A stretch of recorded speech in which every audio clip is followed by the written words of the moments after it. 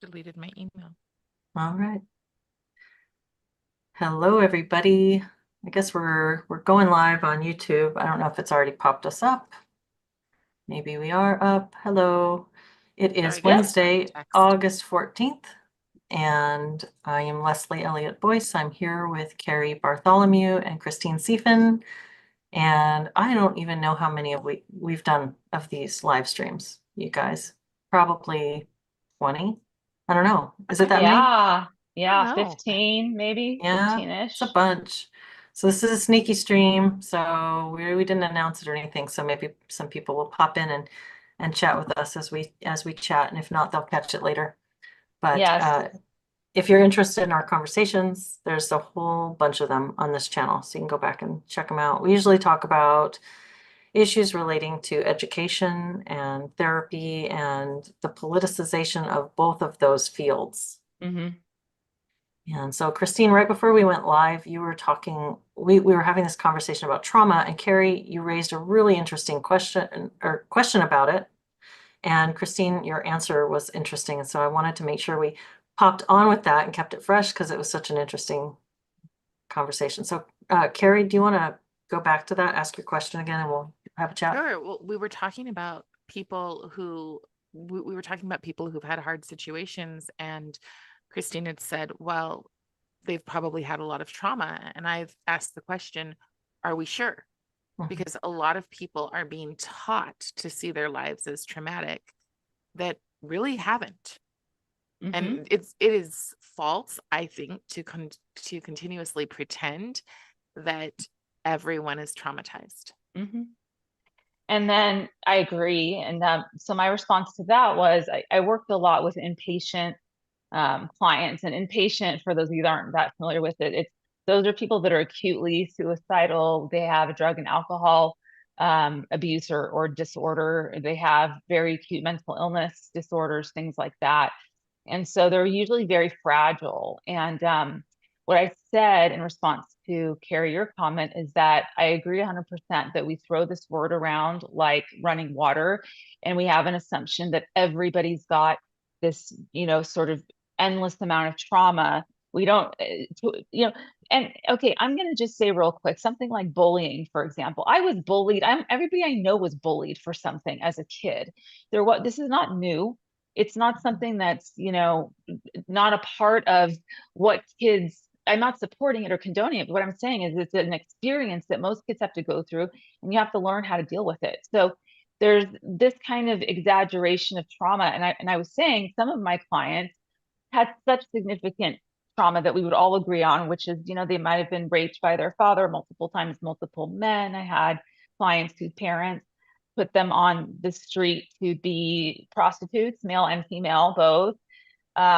Just a lot of, parents that are had high substance use, illnesses where, the kids might have found them dead, they might find them overdosed, and that just kind of carves this little pathway for them without getting the proper intervention at the time or at those times that leads into adulthood. And I have had clients who have lied about their trauma. We're told repeatedly that if somebody says to you, I'm a woman and I've been sexually assaulted, and I was assaulted as a child, or I was assaulted as a 25-year-old, or whatever the case may be, that we automatically believe them. And I'm not saying that Right. we should not believe them. So let me make that very clear. I'm not in any way saying we shouldn't believe them. But what I'm saying is people lie. And this might be Yes. very inflammatory to this audience, but people lie. And working in that profession, we caught many of our clients lying about their trauma and lying about things that happened to them, which is why it's such an important issue and very scary that in the schools, if we tie this kind of back to education, that in the schools you have these teachers who have carte blanche now and just deciding that everybody's got trauma, and if the kid raises their hand and says, yes, I have trauma, it's accepted, and then they're able to use whatever interventions. And this is damaging their ability to identify what trauma really is, but also be the resilience that needs to spark and grow out of that. And is this trauma, or is it a natural growth experience that we all have that we all need to learn how to find our way, ourselves through it, that we're all going to have an identity crisis. Like, this is completely natural. It's part of the integration, you know, of one's multiple sides of oneself into something cohesive, right? So that's normal and natural. And at the same time, there are people who have had that kind of trauma that become very, very mentally ill and need a lot of help.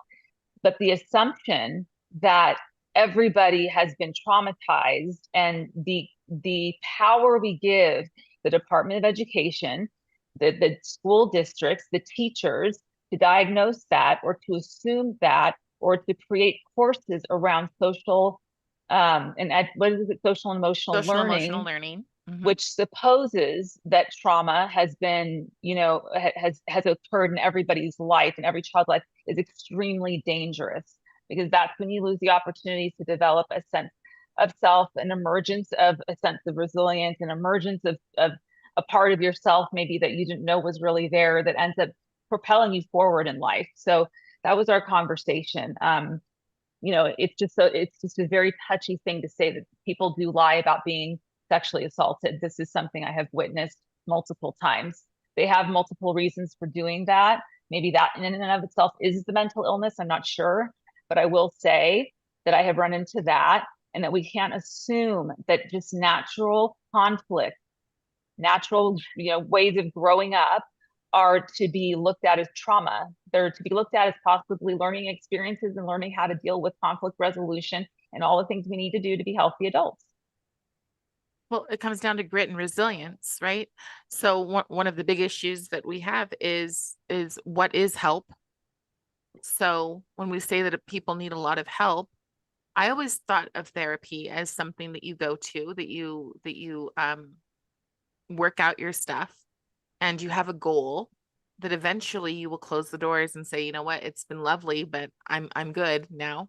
And that's generally the hope for therapy. I know that some people that takes many, many years.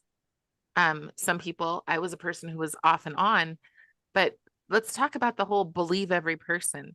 I've had multiple activists say that I've made up my life experience because they can't handle the fact that somebody can go through those things and come out the other end.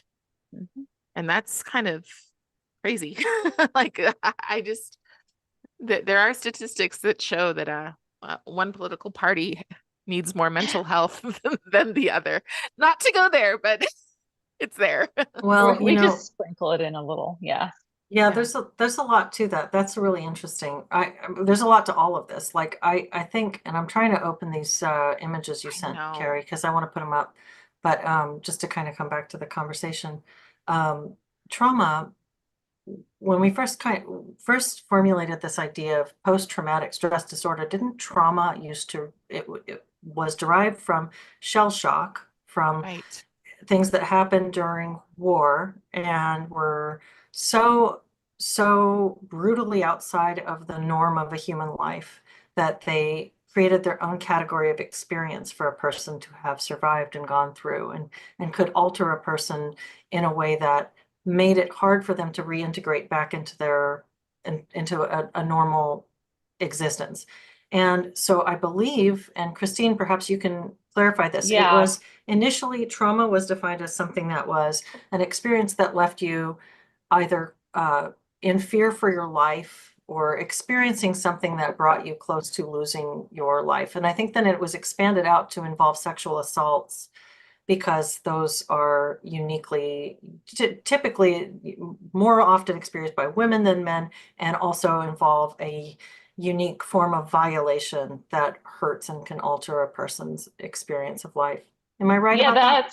That's right. The DSM, the diagnostic manual that is used to diagnose mental health illnesses, the official definition, or a portion of the definition, is that it has to include fear of one's life, so potentially being killed, or the perception. Here's where we get sticky: the perception of having your life in danger. So it's covering both. Yes, you know, you were a vet and you were in the middle of, you know, a combat division or whatever, and were actually, shooting, being shot at, etc. That's where PTSD really came from, was the vets. That's where we started from, because it was an experience, like you said, Leslie, so outside the realm of what an average person's experience on a daily life basis would be here in the United States, we'll say. So that was a big component. The other component that was added later was it wasn't just about being fearful for your life, but it was about a perceived fear for your life. So there's a perception that this is harmful or may kill me or may hurt me that was added. And I think when that happened, that's when everything started to become trauma. Everything started to become a traumatic experience. And the word got thrown around so much, it's been watered down, but it's also become extremely powerful at the same time. So both of these sides of that coin have happened. So that's kind of the official definition now. So yeah, sexual assault is under there because it's violent. Usually it's considered violent, even if it's something that, and not all sexual assaults are considered violent. It's, even with children. Yeah. Okay, there's a lot of grooming involved and things that happen that actually where the child or believes that this is something that is what you do when you love somebody older than you, type of thing. But that's still considered something that's violent because it's, that child can't consent to this, and this person is obviously taking advantage of that, and anyways, a pedophile, all these things we can call them. But that kind of component, it's still, so it's violence in general. I would say whether or not it involved beatings or lashings, there's some kind of violent, nefarious,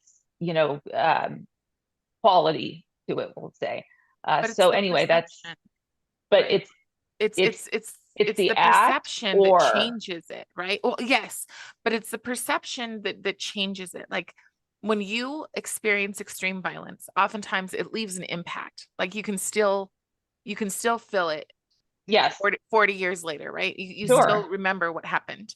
sure, But when we have perceived, and then when we say believe every person, and we say their perceived truth, I think that's where the problem happens, where it becomes, I'm not going to believe people who maybe are addicted to trauma bonding, yes.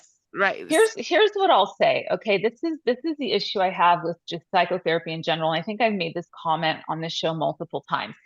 Some of these things I believe were good ideas that were an outgrowth of an issue, a space that wasn't being looked at. So there were people that were not believed, let's say, who were assaulted by family members or by friends of family members or by mom or dad's girlfriend, boyfriend, cousin, whatever. The list goes on.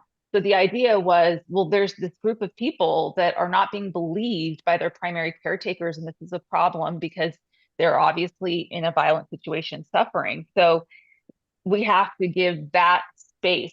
But we take these things and then they get weaponized, as we've said before, and used for agendas that are outside of what they were actually there to protect or to do in the beginning. So then it became something that now everybody's got trauma. Great, let's usher in social and emotional learning. Let's usher in all of these programs to achieve a particular goal. And it's the same thing with diversity, right? Diversity of culture. Of course, it's a great idea to learn about other cultures, but it became weaponized such that diversity does not mean today what it meant 20 years ago or 30 years ago. And that's, I think, the issue when these ideas come up. It's not that they're bad, it's that they're changed to be something bad. They're looked at as a space where there's certain people that need to be, recognized, I guess, in a sense. And then we can't assume everybody's exactly like us. So we want to know about people's differences. That turned into tribalism now, and privilege now, and oppressed versus non, et cetera, privilege, et cetera. That's where I think we have some major problems, because these things started off with an okay intention, but they were used by nefarious people and nefarious agendas, in my opinion. Well, and when something like trauma becomes social currency and becomes a way that you distinguish yourself, or a way that you get needed attention that you do need Yes, a lot of times because people are suffering and they do struggle. It changes, it creates a set of perverse incentives to yes, claim things. And one of the things is not just manipulative, I guess, misuse of the word trauma in that sense, but also the inflation of everything to the level of trauma. That, you know, we have this recognition that we've had in uh, religious culture and cultures across the world for so long, that life contains a lot of suffering.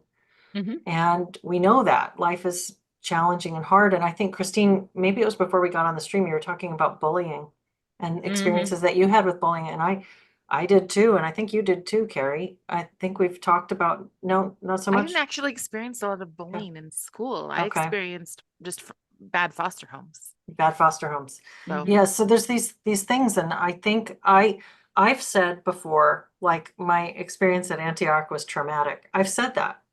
And what I'm saying when I'm saying that is I experienced something that was uh, shocking and unexpected, and it really it I experienced it as pain and anxiety, and it changed my perception of myself and my life as I knew it before that time. And I think there's a lot of times when we use the word trauma, we use it kind of colloquially to mean Mhm. I went through something that hurt me and changed me. Mhm. yeah, but And they that go could be a ahead. lot of things, but to conflate it with this bigger, more hefty psychological experience, I think that we're starting to muddy the waters quite a bit. We're doing it. We're going to be doing at CTA, so we're kind of rearranging our podcast there. But myself and there's going to be a new host that we'll introduce that will do the podcast with me. We're actually going through the book. We're going to do a series on the book Bad Therapy by Abigail Okay. Schreier. Mm-hmm. And I haven't read the whole thing yet, but I've started reading Mm-hmm. the book because obviously we want to be able to talk about what it says. And I've she, read it, and I'd love to have a yes, book club on that because I have a lot of qualms with it, but I also liked some of it. So, would you That's like, where I am too. if you'd like to be a guest, that might be oh, something that we can sure. do. We might be able to arrange that. So let's talk Yeah. after. Okay. Sounds But good. the point is that just even in the beginning, in her opening of what she's talking about in the first few pages, the introduction in the first chapter, you're already seeing immediately that these kinds of things have actually weakened our kids. They haven't Mm-hmm. strengthened them, they've weakened them, they've taken away senses of resilience, they've taken away being able to tolerate the answer no, they've been taken away the I didn't get first place, so I'm not the first and most best in the class at math, and that should be okay. Somebody else got first place, but I can do something else that's different, that's also important. All of those things get stripped away, right? Because everybody gets a first place prize. Everybody gets a trophy. Nobody want, we don't want, nobody gets hurt. And if they do get hurt, then we want to fix it. And there's no sense there of developing, you know, uh, how to become an adult. I mean, how to be an Right. adult in the world, Mm-hmm. right? This just already is getting into that, and it's very clear to see. So this topic really interests me a lot, obviously, especially having been a professor and needing to teach about this stuff, and also having been a clinical supervisor where students have come to me with their cases, and we've had to break them down and look at what pieces are happening. And as a supervisor, you have unlicensed people that are looking to you to help them move their cases, forward in a way to be able to work with Mm-hmm. their clients properly and ethically and effectively. So it's a huge area of interest for me. So yeah, would love to get your thoughts Yeah. on the book later. I Yeah, think sure. that they're, oh, go ahead. No, go ahead. You go Okay. ahead, Cari. I think that they're intentionally breaking these kids because when going back to your word help, right? We know what works.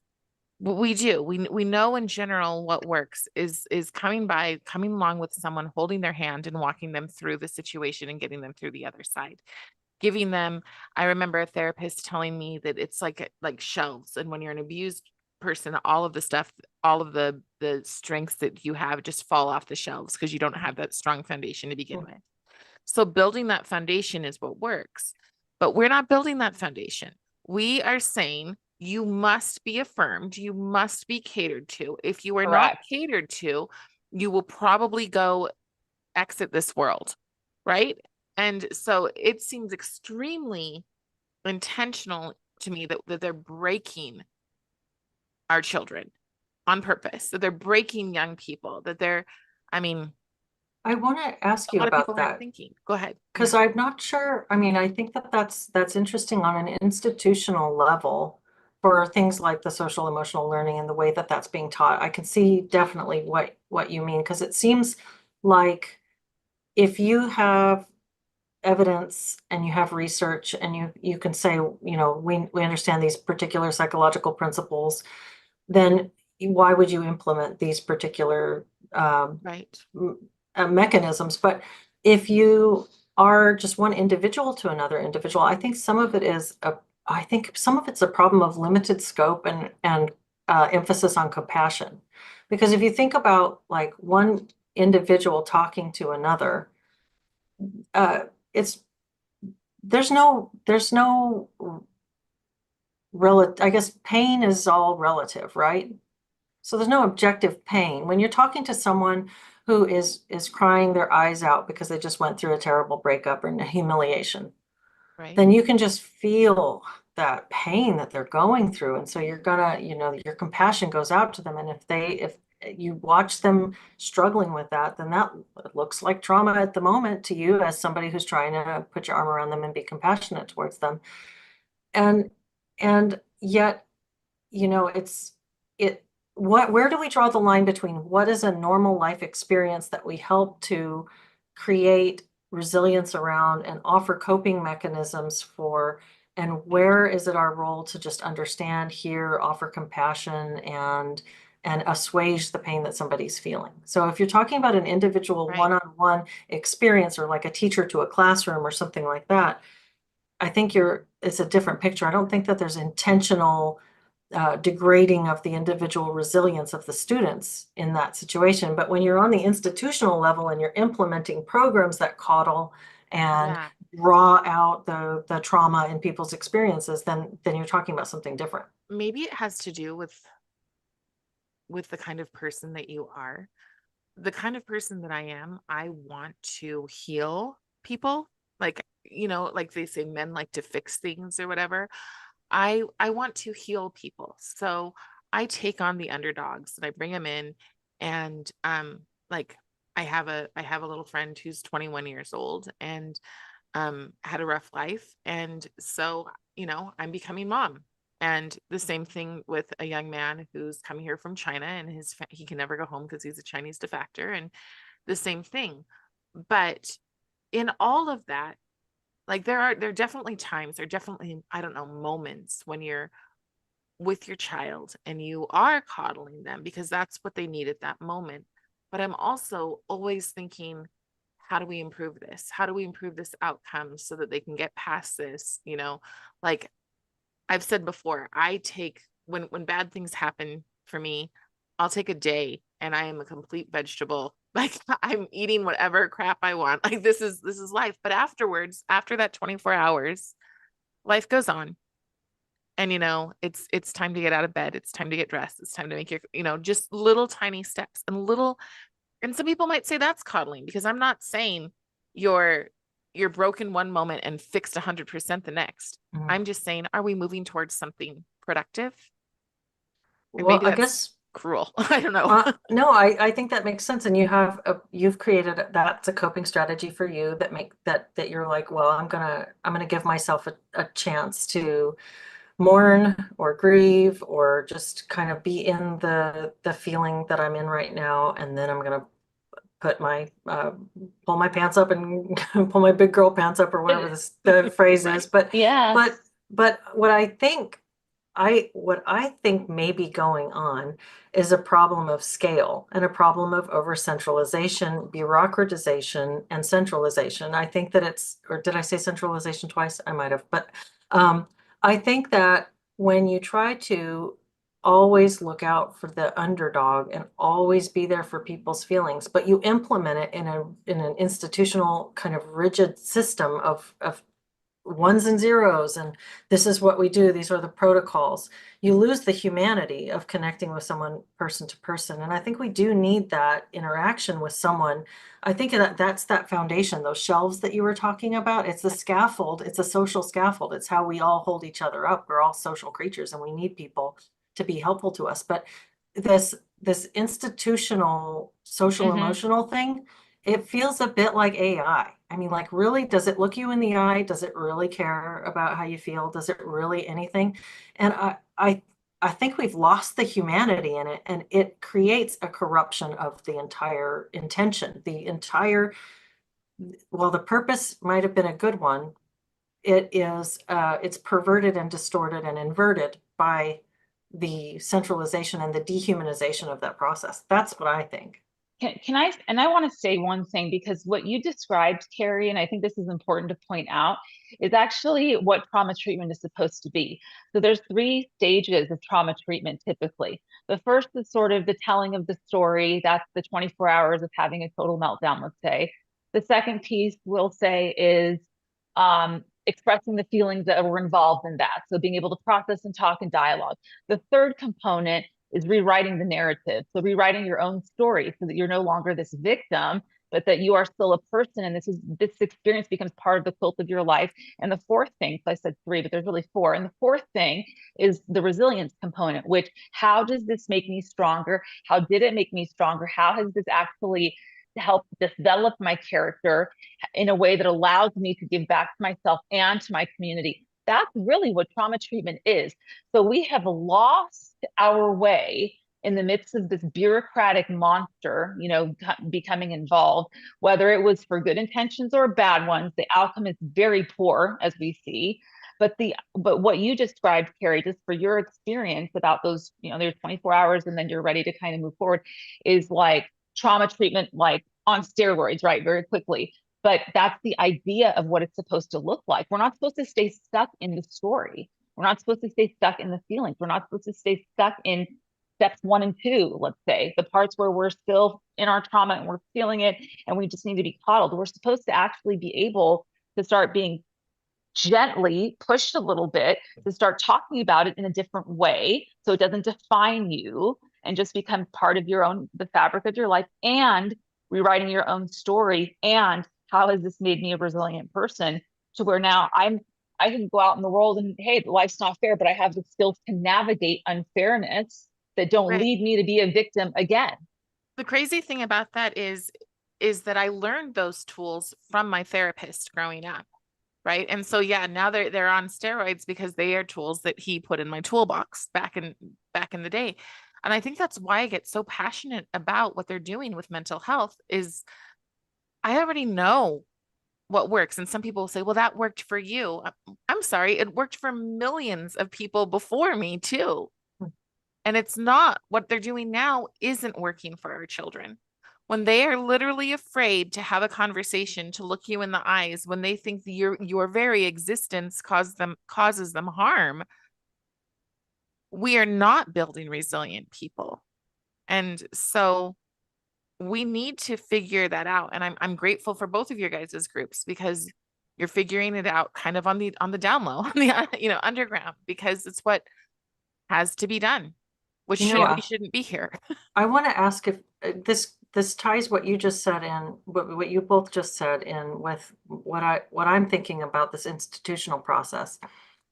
And I love that breakdown, Christine, the telling the story, processing and expressing the emotions, and then rewriting the story from a place of agency and being able to take on responsibility for yourself and going forward. And the way that I'm thinking about this process is, well, organically and in a really healthy social supportive network of family and friends, the people that would help you with that would be people that you love and that you know. It would be your aunt, or it would be your best friend, or it would be your dad. It would be somebody that really cares about you and knows you. And through that relationship, you get to express that and feel that, and then feel yourself pick yourself back up, and you're supported in a relationship. And what therapy really does is it transactionalizes that process through an economic relationship. So I think, and I have thought this for a long time, I believe in therapy. I think it's great. I wouldn't have gone into the study of therapy if I didn't believe in it. I've also been helped by a lot of by counselors throughout my life, And a lot of my friends are counselors and therapists and psychologists. And I believe in the profession. I think it does wonders. But in a way, it represents a social breakdown because we no longer have those supportive networks present in our actual life. So we have to Yeah. outsource that to somebody else. And so if and all of the studies on therapy show that what's most helpful about it is that it's helpful through the quality of the relationship that you establish. Correct. Having an authentic and trusting and genuinely warm and caring relationship with another person is how you come through at Yes. the issues that you bring to therapy in a stronger way. And if you have a good quality relationship and a good therapist, then you're going to have that experience. And yet it's already a dilution of what we would have in an ideal world. It's already, that relationship is going to run its course. It's going to come to an end, and you're going to put an end of the final chapter, close the book on it, and you're going to move forward in your life. So it has its limitations. And when we take this one step further and we try to institutionalize this, and that's why I don't like these like therapy mills, like the online things where it's just like, call it, there's a chat with a therapist anytime of day. That is a dilution of that relationship one step further. And then when we dilute it even further to the institutional level and we have teachers implementing these interventions on, and the relationship just isn't there. I wonder if part of the reason why people are stuck in the earlier parts of the narrative, they're not getting to that narrative rewrite. They're stuck in the earlier parts is because they're not getting a quality process. They're not really able to move through this, so that they necessarily get stuck. They cannot finish that because they are not really heard, seen, or cared about, and they know it. So I don't That's know an what you think excellent about that. point. That's an excellent point. I mean, I think that this is why it's like, when we had there was an opportunity for me to run for school board here in my own community. I turned it down, but then, Cari, what you've been through, I mean, yeah, I couldn't. But I studied a lot of the curriculum and I looked at a lot of the curriculum. And the one thing that really there's many things that bothered me about social emotional learning, but one of the things that bothered me the most was what you're saying, Leslie. It's opening the wound in a sense. They're opening this wound and then leaving these people with an open wound that has not been able to actually go through a healing process where it scabs up and then the scab falls off and all of that, if we can compare it to the body. We're actually just opening it up and doing those first couple parts, like you said, without actually giving an opportunity to close the wound and to allow the wound to heal through its natural process. That's being completely cut off, that part. And And that's that's absolutely intentional right. And it's intentional. because that's what turns people into that activist energy. Yes, because that's where you put it at that point, And right? when You you have to put can't, it somewhere. I So feel here's like the answer. That's what we're being told. That's what they're being told. I feel like a lot of times the people who've been through hard things turn around and want to help. Like that tends to be, I find so many people who are generous of spirit are people who've been through really rough things because they know what it is to be on the other side. Whether that comes to people who've come here from another country, whether that comes to people who've been abused, battered wives, right? Well, oftentimes like start shelters, those kind of things happen a lot because they have this desire to help people get where they've come. It also happens with religion a lot. People who are the least judgmental and they look all like their lives are together, and behind closed doors, they came from something really hard, right? And so they're all these kind people, but we're cutting that off. We're cutting it off just to the point where you poke and poke and poke and poke. You want to talk about a bully? You poke and poke and poke a person until they're like, leave me alone, right? That energy. And we've created that energy with a bunch of people by telling them you've got all of these problems. Now use your outrage. Mhm. Well, it almost seems like it would be kinder not to get involved in people's problems at that point. I mean, well, if it's also, I think it represents an underestimation of human resilience in the first place to constantly solicit what's wrong with you. I mean, I remember when it'd be interesting. I guess I should have a conversation with my daughters about this at some point. But when I was divorced from their father, they were 4 and 6. And I had a lot of people say, you should put them in therapy. You should put them in therapy. Why don't you put your girls in therapy? It's really hard for them to go through divorce. I can't say, oh, I definitely did the right thing, or I definitely made a mistake. I can't say that because I don't know. I think it was the right thing. I would have to ask them what they think about that now that they're grown. But at the time, I thought, why would I do that? I mean, they're busily engaged with school and with friends. We're, building our new life. We're doing things in a positive, forward moving way. They have opportunity to talk about it if they want to talk about it with me. If I am to put them into a situation where they're solicited to feel some kind of negative way about this, every time they go in and see the therapist, they're asked, well, how are you feeling? You must be missing your dad. Like, how does this feel for you? Then they're going to learn to redirect a lot of their energy toward that that introspection, but not in a philosophical, who am I think therefore I am kind of way, but what's wrong with me and how can I feel Yes. sad about it? Yes. We used to tell that when I was working at a grief support center. We used to have parents call us the moment that, a child's parent died and they wanted to begin therapy immediately. And what we always said to them was, your child needs routine, your child needs support from current caregivers, your child needs friends and to be able to go out with their friends, your child needs to be able to participate in their school activities. Therapy at this moment is going to make your child think there's something wrong with them, that they're having feelings, or that this happened, about this, or that this even happened in their family to begin with. And 9 times out of 10, if not 9.5 times out of 10, it was the parent themselves or the caregiver themselves who was struggling and having such a hard time that they didn't have the space to take on their kids' feelings or the pain or to deal with it. So they wanted them to just deal with it in therapy, because they themselves couldn't manage. It was either that, or it was, fear of fear of dealing with the grieving child. So go spit it all out to your therapist for an hour, or go get into a group and then come back. So we actually discouraged it. And we said, you need to give it some time. You need to take care of you first so that you can be a better caregiver to your child. That's what they need right now. And they need to be kept in as many routines as possible and with their friends. And what you were talking about with all of their shelves, that big supportive piece, a network that comes together, because they were rushing their kids in too soon. And it was really about them. It's that they themselves couldn't handle the pain that their kids were feeling, and they couldn't handle their own pain more, on a bigger scale. So there's a lot of truth to what you're saying about that.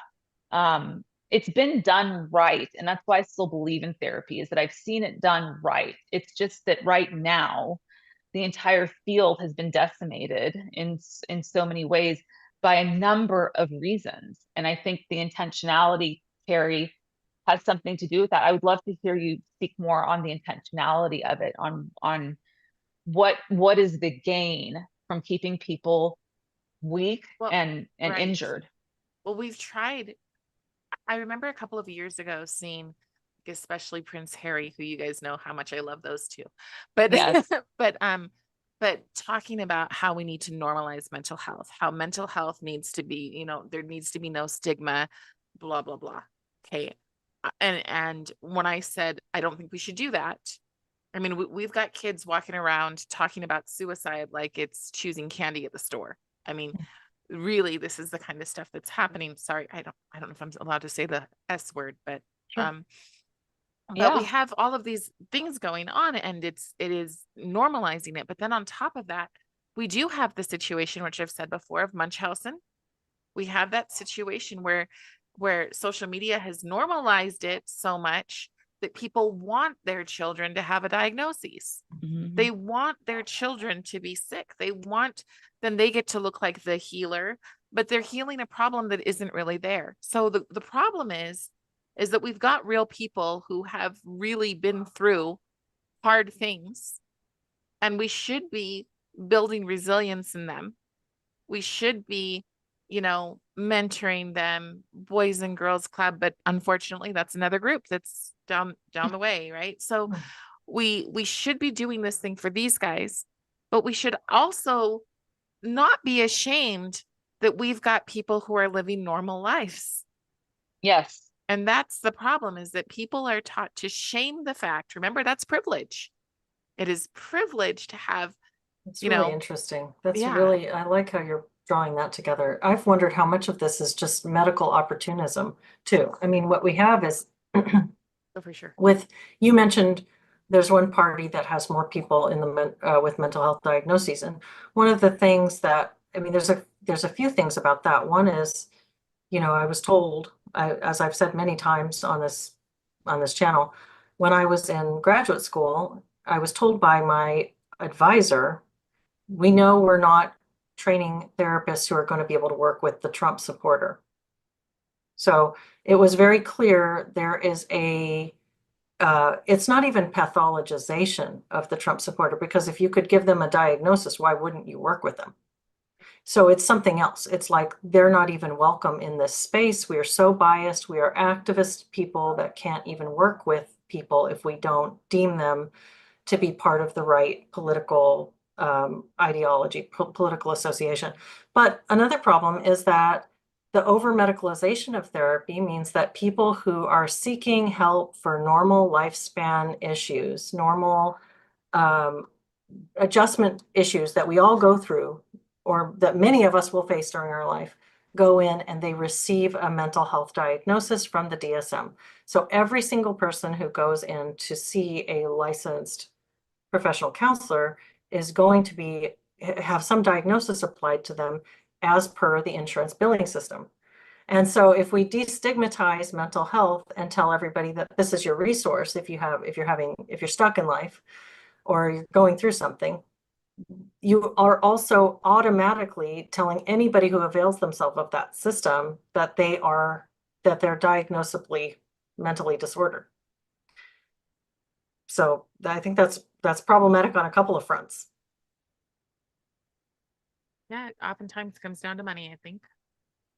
It So, does, because my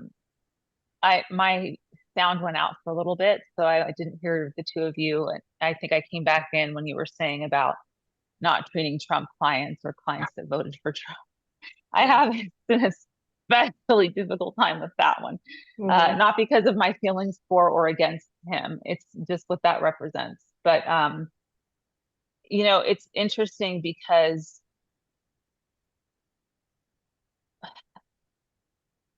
I don't know how I want to say this. We're normalizing. There is a benefit to normalization, and that is so that people don't feel quite so alone, and they don't feel that they're isolated. There's a reason that that is a positive thing in normalizing that. You've had X amount of experiences that have caused this kind of pain, that you don't have to be the tough person. You can actually feel your feelings, and you can heal from it, and you can move forward from it. There's some normalization of that. The problem is that when everything becomes normalized and there's no longer anything that's considered outside of the box or outside of normalcy, there are no boundaries or guardrails for our society whatsoever. There are no boundaries or guardrails for anything that anybody does. If it becomes normal that there are peeping toms all over the place, and that they, just have an affinity to look at you, and there's nothing really, I mean, they're not really hurting anybody, or this comes from their childhood, and we're normalizing that, so that person that's the peeping tom doesn't feel like there's something wrong with them, that's when we have a problem. So it's like there's, to me, both sides of this: the over medicalization of it, where everybody's getting diagnosed, and the other side to where everybody's normalized, and therefore we have no set of rules that govern how society functions. And that is, That's I not think, queer theory. I mean, yes, like, it that's goes right queer back to theory it. in a nutshell, is that everything is normalized to that extent, right? That there's no guardrails anymore. And because Yeah. of that, you have lawlessness, but not just that, you have just very ill people. I mean, very perverse behavior. That like we were talking about a while ago. Your brain, that book, Your Brain on Porn, Leslie. I think you were doing something with that at one point on Solid Ground. I don't know if that happened, but Yeah. that made me think a lot about the normalization of porn and watching it and using it as part of your, you know, at home relationship, sexual intimacy relationships and stuff. And it just got me thinking, like, where's the stop? Like, where's the stop button with that? Where's that line to where? And I don't know how that would be drawn. I mean, is it to say that like you just don't ever, porn's not allowed to be made at all? Is it to say that you have to be a certain age? Like, what does that even look like? But that's the problem, is that we're removing so many guardrails that we don't have a way to understand these things anymore. That's a What's right really, and wrong. yeah, I think that that's a really great point. And I think one of the things with that is like the question, as soon as you start talking about problems with pornography and you go to, well, what do we do about that? Do we just make it illegal? How do we legislate? Well, then we're using the law to craft morality, and the law Right. should be the very last stop. I mean, cultural morality should be something that doesn't have to have a legal, if we have to legislate for everything that we should and that we do in order to be ethical and in order to have good manners and good relationships, well then we're in an incredibly authoritarian state by that point. So a legal solution for these things, and it does seem like that with the approach that we have to sexuality right now, especially, it's this, Sure. what is normal? I mean, I certainly, when I was learning about this in graduate school and we are talking about human sexuality for therapists, there was no boundary. There's nothing. It's anything goes. You just have to be prepared. And we would get examples about what to be prepared for that you might hear. And then there's, everything is, and somebody says, 97 cents in the chat says, I think Christine is kink shaming right now. I think he or she is joking about that a little bit. But and thank you, 97 cents, for your chat. But yeah, that's what it was. It was, don't kink shame. You got to be Mm-hmm. prepared for whatever they might bring to you. So Yeah. if we're not able to, if you're supposed to be there to help people understand how they fit into a system, how do they want to fit into the system? What is wrong in their life? How do their relationships work? Where are they stuck? Where do they want to grow? You're what is your role if I think they're if fundamentally, morality is taken completely out of the picture? I think they're fundamentally removing therapists. They're removing your role. Mhm. They're taking it away because the thing is that you're supposed to help people heal. You're supposed to help people get to that place of normal, Mm. but we're removing normal. We're removing Yes. it in every, like, look at the Olympics, right? We're Oh my. removing. And Mhm. so what then becomes the role of therapy, just like the role of education. And I know this gets dark, but what becomes the role of all of these is to socially control everyone. That's it. Mhm. Mm-hmm. That's all that's Mhm. left. And that's Well, kind of that's, yeah. crazy, because if nothing's wrong, then why do we need to be controlled? If Mm-hmm. there's no such thing as wrong, then why, That's you know? right. Right. Mhm. Because everything's been normalized. There is no wrong. Mhm. Because we just watched it just in my son's class today. They just started school today, and yes, I put him back in. One of the first things the teacher said was, those Trump supporters. Oh my And it's gosh, just like, to wow, a public school class. day one, and Oh it my was just gosh. like, but the thing is that they have been taught something's wrong. And really, it's anything that disagrees with the ideology is wrong. And that's, I mean, we know that's happening with therapy. That's how I met you, Leslie. We know that's Yeah, happening with education. yeah. I mean, that's what they're saying to therapists right now is anything, your main job is to be an activist for social justice. And here's how you do that. Right. Bring up race, make everybody think more about their race. Divide. And here's what you do for sex. It's just try not to laugh when they say things that are really shocking. And Right. don't be shocked. Yeah. Yeah, it's very sad because, I really had and still do have a lot of respect for this profession. Clearly, I spent, 18 years in it, and it's very sad for me what it's become or turned out to be. And we've talked about this a little bit before, because and this came up, with the different group that I participate with, but this idea of how do you then walk into this room with a client with all of this, your own burdens of like of all these political things coming at you and people arguing and fighting and, should you be vaxxed or not? And if you didn't get yourself vaccinated, did you kill everyone?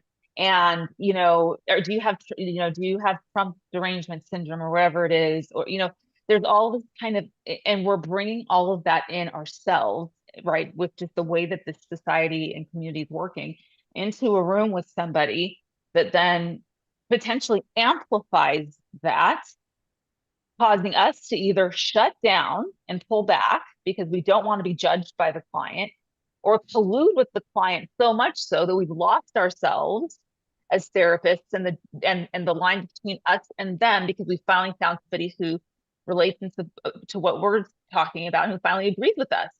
So there's this really delicate place we find ourselves. And I remember saying that I wasn't seeing clients anymore for a bit because I found I needed to take care of that for myself and figure out what that's going to be. Because I've had my own, just as a person, experiences with all of this kind of Right. politicalization of everything, right? And then how do I walk into a room with a client when I've got that on my shoulders and either the client agrees or doesn't? And then how does that, when really that's not even the point of therapy. Like the point of the therapy has been diluted and turned into something else. That's the thing. It's the turned into something else. We are wrestling with being queered ourselves while we try to stand against it. Yes. When you sit in a room and you're told as a therapist, you are not supposed to object. You're not just helping them, you're helping yourself. You're forcing yourself, whether or not you use the language you're supposed to use, just in sitting there with it and telling yourself, I do believe this is normal. You might as well be saying 2 + 2 = 5. Correct. That's kind of where That's the challenge. That's the challenge. And my co-host Jaco, and if you've seen yeah, any yeah. of the videos we've done, and he's been on tons of other podcasts and written a lot and stuff. He has a very good way of sort of describing, that kind of dynamic, and he has a very good way of talking about kind of what this lack of guardrails in our society and community, what not saying, bringing it up in the room is actually doing to harm the client in a very profound way. I mean, he has had such an amazing way of putting that together in a way that I think makes a lot of sense and explains what the current struggle is for people that are kind of in my boat here, where I don't align with the standard party line, legacy media at all, almost on anything, I don't think. Very few things, maybe. And I'm really not so aligned with the extreme other side either. I'm not an extreme right either. So there's this grappling kind of thing that's going on. And dealing with that while then trying to deal with the client's stuff that's coming in, it's hard to be able to say, to be able to separate everything that's happening. So is real healing even taking place in the room? Is an authentic relationship even building? Because you're also then holding on to a lot of stuff that you disagree with, and you're not saying that. And where's the authenticity? If therapy is about the relationship can't have secrets, and that's a way of having secrets in a sense. Not that you're telling the client everything about yourself, but if the client assumes you believe in everything they do politically and starts running down that train, and you follow them down that train, and they start assuming that you're on board with it, That's dishonest. it's dishonest. Yeah. It's dishonest to them and to ourselves. Yeah. And we find a place whenever we're in society, we find ourselves having to be dishonest. Like Yes. if you don't, like people will say, you talk too much, why can't you just leave this alone or whatever? And it's like, well, because then I'm pretending that I'm aligning with this stuff. And I absolutely don't believe this stuff. I believe that this is an utter lie and we need to just not do it. And, Yes. but then I mean, yeah, this is colonization. They're not Mm-hmm. coming after us with spears and whatever else. They're coming after our minds, and they're It's just way really, worse. it's hard to It's way worse. it's a lot of abuse. That's what it is. Any particular recommendations or places that you want to point people to, or anything, any projects you guys are talking about right now that you want to mention before we wrap up? I do want to say that CTA is relaunching our podcast. I'm going to have a new co-host. Yako isn't leaving, but he won't be on all of the episodes anymore. It will be primarily me and a new person, which I'm not announcing yet who that is. And our first project is going to be going through this bad therapy book. And so we're going to break it down probably 2 chapters per episode, since we're both clinicians. And so hopefully that will be something that's very valuable to people, with the things that we agree with and the things we don't. So I just want to put that little plug in there. And that I would think is coming probably sometime in September. Awesome. Great. Same link, CTA podcast on YouTube? Say that again? Is it the same link? Should I yes. just link to the Yes. same place? Okay. Yes. Then I'll include it in the Yes. yeah. Perfect. All right, All right. I've got 2 things. One, Okay. we're doing the book club on Saturday mornings. We're doing Logan Lansing's The Queering of the American Child. Really powerful stuff. So good. 2, I have dropped a bomb on Utah, not a real bomb in case anybody's listening, but I'm bringing Moms for Liberty to Utah. Nice. So I started volunteering with them for a little while. Oh, wow. That's I did. awesome. Anyone is out there from here, Yes. please reach out. We want to grow this thing. Quite frankly, we want every bad teacher and school board member going, oh crap, they're here. Yes. That's a Moms for Liberty. Yes, I started with them. I met some really amazing people. I left Yeah. because the requirements were a lot to Yeah. to run a chapter. But it's awesome that you're doing that. Well, they told me, they were like, can you commit to 10 hours a week? And I was like, well, that'll be a break. So so yeah. Yeah. So yeah, thank you. Where can people find your links for that, Cari? So right now it's Carob Marcelle, Be Not Afraid, and there will be a Moms for Liberty Utah YouTube channel. I'm also doing so it's complicated. There will be an Instagram. There is one, it's just not up yet because we have to finish everything, but it's on its way. They said yesterday, welcome aboard. So Awesome. yeah. Very cool. Well, congratulations. What a fun next chapter that's going to be. Yeah. I'd be happy to help you with it, Cari. I'd love So that. just I would let love me that. know. All right. Well, thank you both for this conversation. Thank you. Yeah. This was a lot of fun. Really appreciate it. Appreciate Thank both of you you. so much. Always a pleasure, my friends. Yeah. Thanks to everybody who joined us in the chat as well. And please, if you're interested in more, check out our conversation series. We have quite a few. I think I might even have a playlist for it. So check that out. And